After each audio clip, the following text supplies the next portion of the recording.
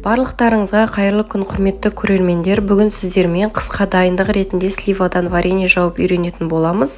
Ең алдымен сливамызды жақсылап жуып аламыз. Мен осылай сливамызды дәнегінен бөліп, 4 бөлікке бөліп алдым. Жегенге ыңғайлы, әрі дастарханға қойғанда сәнді болып көрінеді. Жақсылап сливамызды осылай 4 бөлікке бөліп аламыз. Сіздер бұлай 4 бөлікке бөлмей өз қалауларыңыз бойынша жапсаңыздар да болады. Тек дәнегін алып жапсаңыздар да, 2 бөлікке бөліп жапсаңыздар да болады.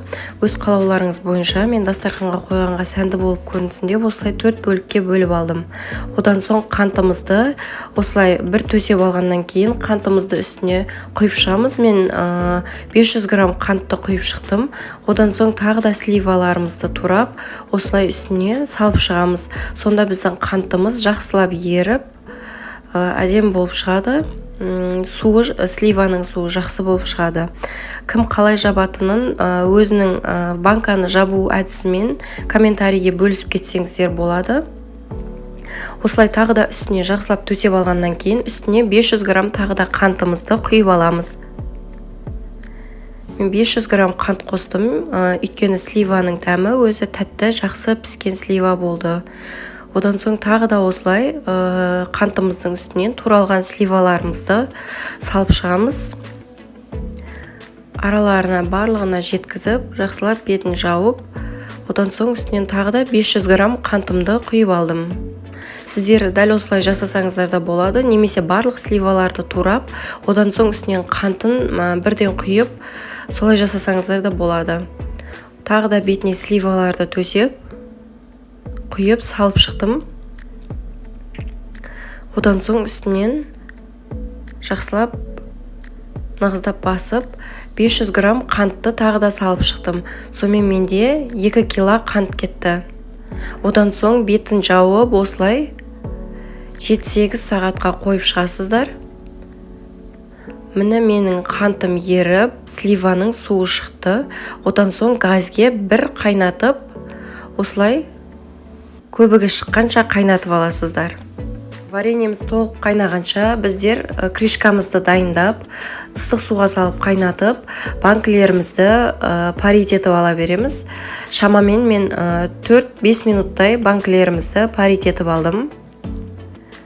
Осылай буы шыққанша парить етесіздер.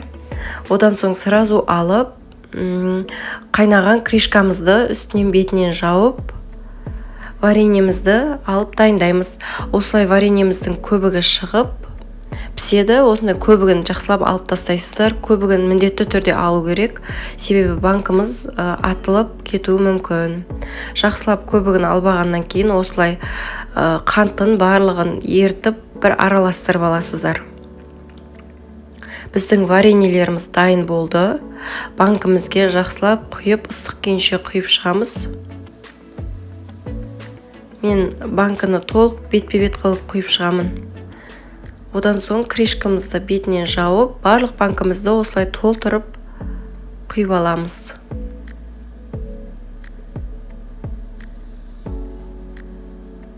Вареньеміз өзінің түсін көріп тұрғандай өте әдемі, дәмді болып шықты. Сіздерге де жасап көруге кеңес беремін. Одан соң аузын осылай жақсылап бұрап жауып аламыз. Осылай банкымызды бір рет аунатып көрсеңіздер болады, аузы толық жабылғанын. Одан соң міндетті түрде осылай ыстық бір шашыққа ма, или өздеріңіздің қалауларыңыз бойынша осылай ыстық күйінше орап қоямыз. Сіздерге де жасап көруге кеңес беремін. Комментарий бөліміне өз нұсқаларыңызбен бөлісіп кетсеңіздер болады. Менің каналыма тіркеліп лайк басып, пікір қалдыруды ұмытпаңыздар.